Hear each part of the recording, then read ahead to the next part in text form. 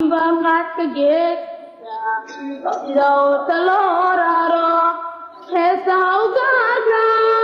waxa lagu aloosaa magaceebaheeyo nadniyo abadeed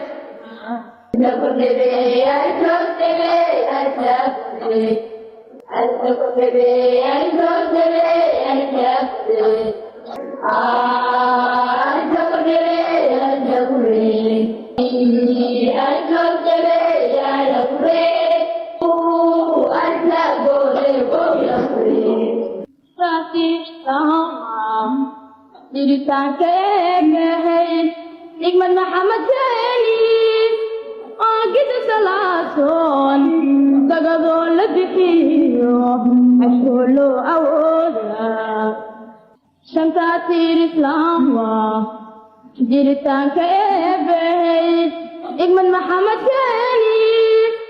Agid Salason